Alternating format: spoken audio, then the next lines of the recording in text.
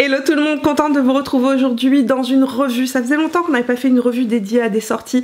Aujourd'hui on va parler de la nouvelle collection d'été de Anastasia Beverly Hills et de la dernière sortie aussi de chez Huda Beauty, l'anti-cerne faux filter. Pour faciliter la tâche à tout le monde, je vais mettre des chapitres à cette vidéo, donc si un des produits dont je vous parle ne vous intéresse pas ou si vous avez envie d'aller voir les tutos que je vais vous proposer avec la nouvelle palette nouveau d'Anastasia Beverly Hills, je vous invite à vous référer au chapitre pour pouvoir sauter directement au bon endroit. Huda Beauty nous sort un nouvel anti-cerne qui s'appelle le faux filter en référence à son fond de teint faux filter. Il est disponible en 29 teintes et il m'a coûté la modique somme de 38 $ canadiens.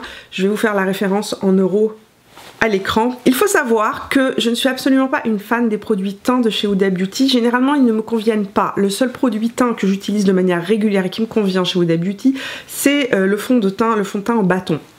Les autres produits, généralement, c'est pas ma tasse de thé, et en particulier l'anti-cerne de chez Huda Beauty, le tout premier qu'elle avait sorti, je pense qu'il s'appelle le Overachiever ou quelque chose comme ça, je vous le mettrai à l'écran, est un anti-cerne dont je vous avais fait la revue à sa sortie, qui ne me convient absolument pas parce que il crease. Il rentre partout dans mes ridules, il fait un effet épais, il fait pas du tout un effet naturel sur mon contour de l'œil. J'en suis absolument pas fan, donc quand elle a sorti un nouvel anti-cerne, j'étais à la fois intriguée et en même temps apeurée. J'avais quelques petites réticences à le tester, mais on en a parlé dans une de mes vidéos précédentes et vous étiez plusieurs à avoir voté pour que je le teste. Donc aujourd'hui est une première impression sur ce nouveau faux filter de chez Huda Beauty. D'abord au niveau du packaging, on est sur un packaging avec un applicateur cette fois-ci. Par rapport au premier anti-cerne qui a un applicateur, vous savez, directement sur le tube, là on est vraiment sur un applicateur séparé et l'applicateur a une forme de doigt. Le packaging est super joli, il est pratique, il est compact et j'aime beaucoup cet applicateur.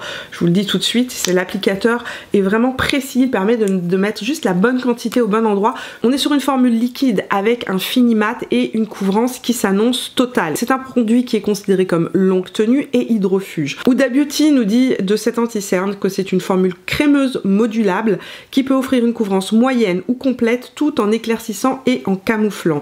Le produit n'est pas parfumé, il offre une longue tenue, il résiste aux plis et est conçu spécialement pour suivre et épouser les mouvements de la peau du visage. Je vous laisse aller voir l'application de cet anti-cerne et on se retrouve juste après pour que je vous donne un petit peu mon avis sur cet anti-cerne. En tout cas, ma première impression, ce n'est qu'une première impression, je vais le retester et je vous donnerai un avis plus complet dans les jours à venir.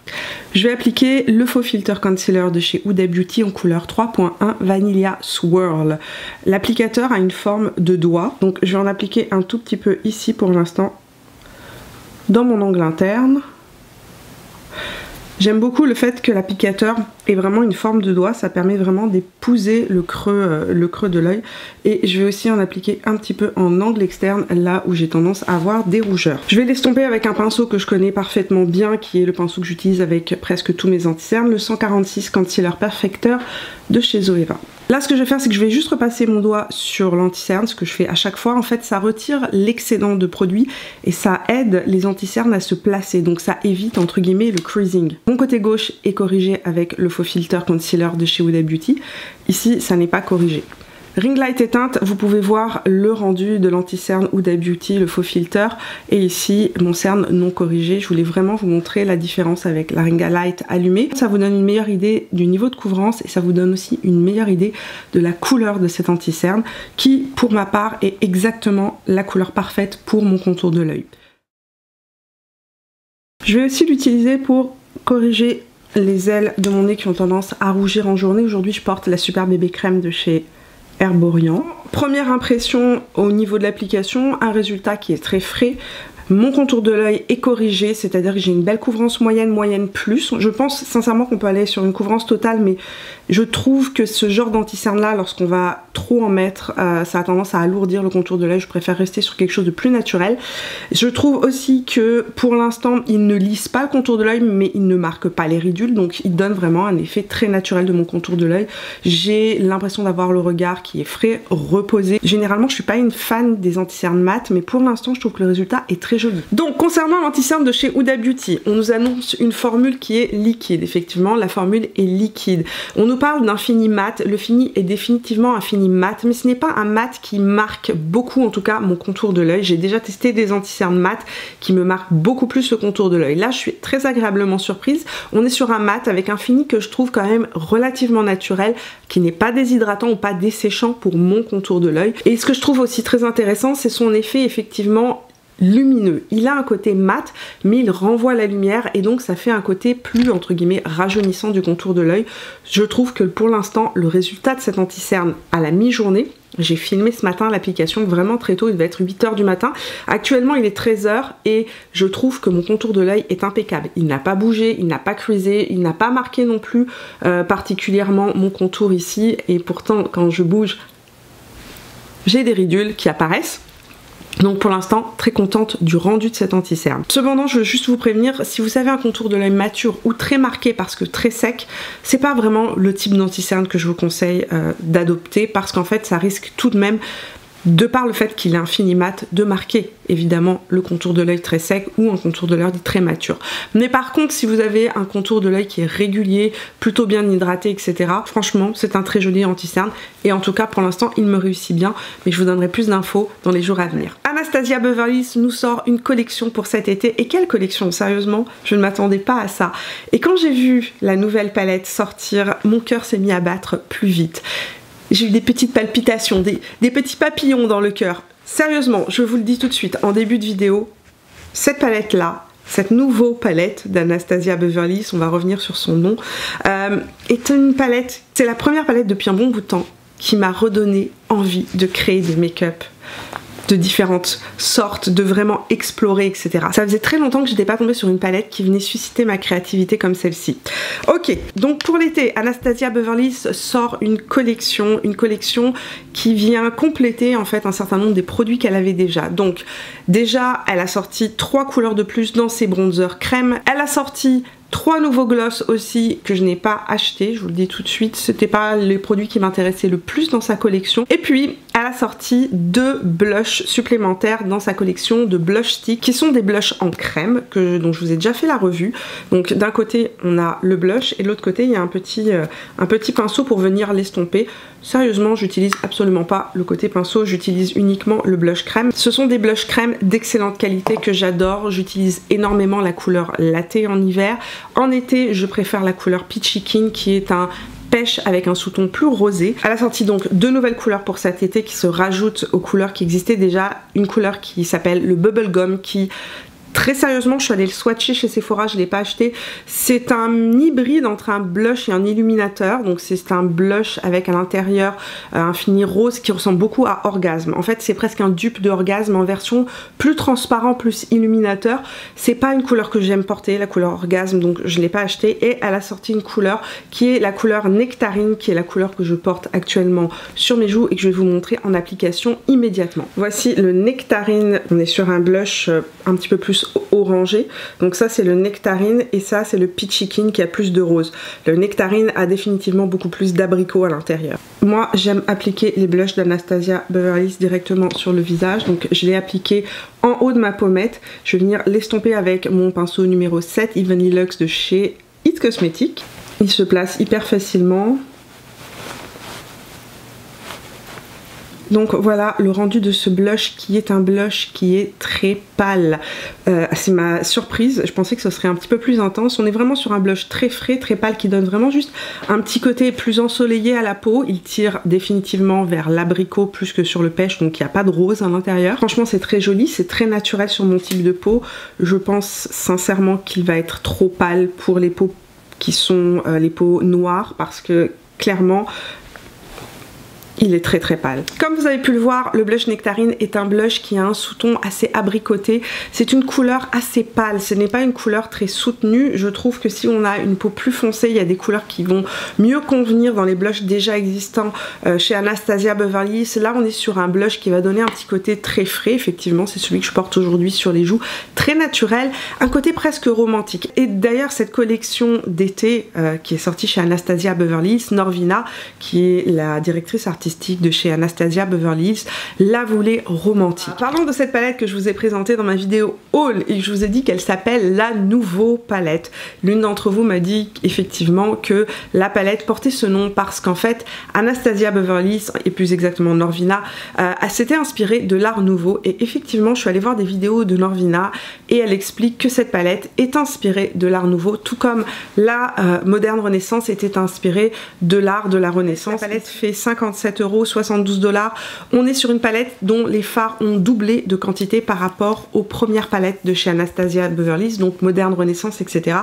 Elle a doublé la quantité de chaque fard, ce qui explique que les fards sont plus chers. Le packaging est super joli, c'est comme recouvert d'un espèce de tissu, un petit peu un tissu de lin, j'ai envie de dire. On est sur une harmonie de vert et le packaging reprend clairement cette harmonie. La palette comporte 12 fards sur une harmonie qui est une harmonie à l'intérieur de vert, une déclinaison de vert kaki. C'est véritablement le centre de cette palette. Une déclinaison de vert kaki, mais aussi beaucoup de doré. Il y a un sous-ton doré à l'intérieur des kakis, mais aussi dans un certain nombre de fards, on retrouve ce sous-ton doré. Et puis des roses pêches qui donnent un côté très frais à cette palette. C'est une palette que je trouve absolument magnifique, je vous l'ai dit, parce que pour moi, on est sur une déclinaison de la fameuse mini rétro de chez Natasha Denona. J'attendais que Natasha Denona nous sorte une grande palette, un peu dans ce style-là. Elle ne l'a pas fait quand elle a décliné la rétro palette. Elle est partie sur tout simplement sur une autre histoire. Une histoire en tout cas moi qui me rejoint pas particulièrement. Alors que là, je suis véritablement sur des couleurs que j'adore. Si vous avez adoré la mini rétro de chez Natasha Denona, vous allez adorer cette palette là. Elle permet de faire des looks qui sont extrêmement doux, extrêmement romantiques et ce que je trouve parfaitement réussi dans cette palette en fait, c'est que c'est une palette qui va nous accompagner aussi bien ce printemps, cet été que cet automne. D'ailleurs Norvina l'a souligné dans une de ses vidéos à la sortie de cette palette là, elle a donné un petit sneak peek de ce qui s'en vient à cet automne et elle le disait, les couleurs de cet automne et de cet hiver vont être autour du kaki. Cette palette se voulait aussi une palette qui permet de faire à la fois des looks plus élaborés et des looks plus monochromatiques. Vous voulez une palette qui permette de faire des maquillages qui soient neutres, romantiques, doux, mais aussi des maquillages qui soient plus intenses avec ces couleurs-ci qui permettent véritablement de venir faire des maquillages plus de soirée. Cette couleur peacock ici, donc peacock c'est le pan, n'est-ce pas, en français, qui est véritablement une couleur absolument sublime. À l'intérieur, nous retrouvons 12 fards, il y a 5 mats et 7 métallisés. Parmi les mats, vous allez retrouver des pigments, 3 fards qui sont des pigments pressés, donc Paloma, Wisteria et Metro sont les 3 teintes qui sont des pigments pressés. Voilà, je voulais pas faire durer le suspense et vous dire attendez, on attend la fin de cette vidéo pour que je vous dise ce que je pense de cette palette. Je l'aime. J'en suis ultra fan. J'espère que ce n'est pas une édition limitée, j'espère qu'elle va rester. Pour moi, c'est une des plus belles créations qu'a fait Anastasia Beverly Hills. On retrouve la qualité des fards qu'on avait dans la Primrose palette, donc vraiment des fards super pigmentés qui se travaillent très très bien, ultra crémeux, des fards qui se travaillent en 2 temps 3 mouvements. C'est une palette qu'on peut porter avec un seul fard porté sur toute la paupière mobile ou venir faire des choses beaucoup plus travaillées, beaucoup plus intenses. Une belle réussite, une magnifique réussite, j'adore cette palette. Je vous laisse voir les différents looks que j'ai créés avec cette palette. Sachez que je vous ai proposé 3 looks différents mais que il y a tellement plus de possibilités avec cette palette là. J'avais envie de vous en tourner plus mais le temps me manque. Je n'ai qu'une journée pour vous tourner tous ces looks. Donc j'espère que ça va vous plaire. Pinceau 228 Luxe Crease de chez Zoeva et la couleur Fleur que je vais appliquer en creux de paupière.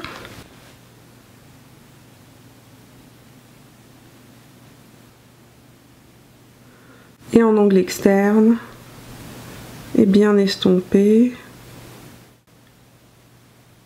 Pinceau Refer numéro 01 et la couleur Liberty que je vais appliquer en angle externe de mon regard et venir ensuite appliquer sur toute la paupière mobile, mais je veux que le maximum de pigment soit à l'angle externe. C'est un kaki qui définitivement a du gris dedans. Et je remarque que à l'écran le gris ressort plus, mais en réalité le kaki ressort plus sur mon regard, en vrai. Je ramène la couleur Liberty en ras de cils inférieur avec mon pinceau de chez Reifer, pinceau numéro 03. Je reprends la couleur fleur pour estomper à nouveau un petit peu le kaki. Pinceau JH41 de chez Morphe et la couleur Wings que je vais appliquer sur ma paupière mobile en partant de l'angle interne. Je le tapote et je l'étire vers l'extérieur. Cette couleur est incroyable. C'est à l'intérieur, on retrouve un sous-ton doré, mais aussi un côté presque argenté. C'est assez surprenant, j'aime beaucoup. Je reprends le pinceau 01 de chez Reifer, je reprends un peu de la teinte Liberty et je viens juste tapoter ça en angle externe. Un tout petit peu, très légèrement, juste pour reprendre un peu cet angle externe et qu'il soit un petit peu plus smoké, plus intense. JH40 de chez Morphe avec la couleur fleur. Et je vais venir appliquer ça en ras de cils inférieur pour fondre, finir de le dégrader. Pinceau Reifer numéro 03, une version propre du 03 et la couleur Isle. Humidifier cette couleur et l'utiliser en angle externe, en point de lumière. La couleur est magnifique.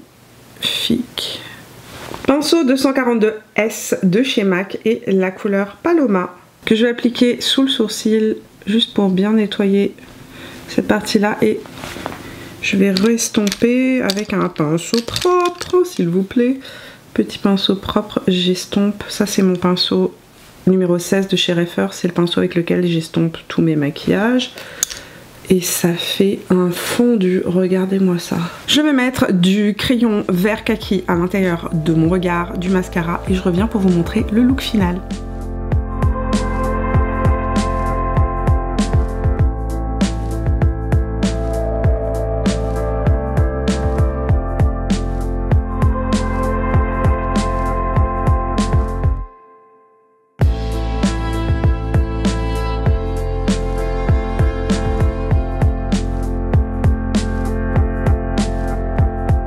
Reifer numéro 15 et la couleur fleur que je vais appliquer en creux de paupière.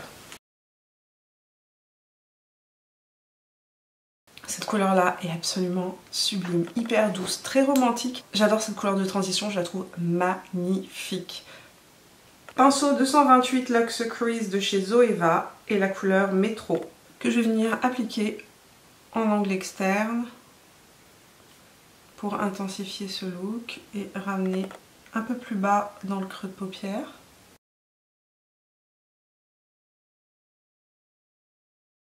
Pinceau 14 de chez Reifer et je reprends la même couleur que je descends un peu plus proche de mon ras de cils. Pinceau numéro 28 de chez Reifer et la couleur Lily. La couleur Lily est vraiment une de mes couleurs préférées de cette palette. À l'intérieur, on retrouve des éclats dorés, comme des petites particules pailletées dorées. Et c'est une couleur qu'on peut utiliser ou vraiment métalliser ou vraiment l'estomper. Et à ce moment-là, le côté plus pailleté ressort. Et ça permet de faire vraiment de jouer sur les effets. C'est vraiment une couleur sublime. Je vais l'appliquer en angle externe sur la paupière mobile. Et la ramener vers l'angle interne. J'humidifie mon pinceau et je viens juste tapoter cette couleur Lily pour faire ressortir son côté plus métallisé, miroitant. Toujours le même pinceau de chez Reifer que j'ai retourné, je prends le côté propre et je vais prélever la couleur Isle. Donc ça c'est le 28 de chez Reifer. Et je vais appliquer ça en angle interne de mon regard. Remonter cette couleur ici dans l'angle interne et dans le creux. Avec le pinceau 03 de chez Reifer, je prends la couleur Isle que je viens d'appliquer en angle interne et je viens la ramener en ras de cils jusqu'au centre de mon regard. Ce que je vais vous montrer avec ce make-up là, c'est qu'on peut vraiment aller d'un maquillage ultra doux, ultra romantique et très léger à quelque chose de plus sophistiqué, plus intense, tout en restant dans cette ambiance romantique. Ici en ras de cils, vous pourriez venir ajouter la couleur Hope si vous aimez les verts olives, ou bien jouer avec cette très belle couleur qui est juste ici, la couleur Wisteria. Et moi, ce que je vais faire, c'est que je vais venir prélever la couleur Wisteria pour l'appliquer en ras de cils inférieur. Pinceau 23 de chez Reifer et la couleur Wisteria. Je vais appliquer cette couleur en ras de cils inférieur. Ce sont des pigments, donc c'est pigmenté. Il n'y a aucun problème de pigmentation avec cette couleur-là. Je vais le ramener en ras de cils, proche, proche, proche.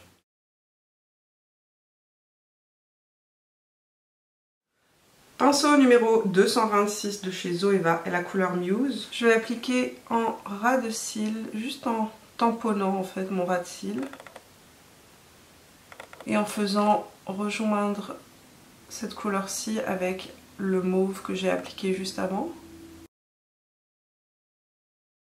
Voilà pour le look final. Ce que j'ai fait, c'est que je suis venue rajouter un crayon mauve à l'intérieur de ma muqueuse. Celui-ci, c'est le Color Excess de chez MAC en couleur Commitment Issue. Et sur mes lèvres, je porte le gloss Orgasme dans les Afterglow Lip Shine de chez NARS. I get so caught up in the middle, thinking of drowning in those blue eyes. I'm losing sight cause I am falling. I'm so deep down. Pinceau numéro 15 de chez Reifer avec la couleur Fleur à nouveau pour commencer. Que je vais appliquer en creux de paupière et l'étirer un peu vers l'extérieur. Pinceau 221 de chez MAC et le kaki qui est juste ici, en la couleur Liberty, que je vais appliquer en angle externe de manière assez précise et en creux de paupière, là aussi de manière assez précise. J'y vais doucement pour construire ma couleur, donc j'en mets pas trop sur le pinceau. J'y vais doucement, doucement, doucement, comme ça je peux vraiment avoir une forme qui sera exactement la forme que je veux avoir. Donc faire un effet œil un peu étiré, fumé et diffus. Et ici en creux de paupière, je reprends la même couleur Liberty et je vais l'appliquer en angle interne.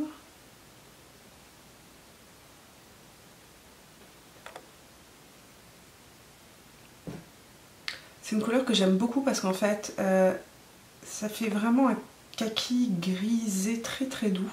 Pinceau 28 de chez Reifer et la couleur Peacock que je vais appliquer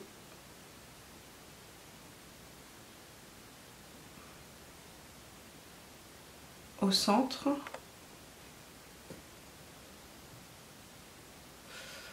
Au centre de mon regard.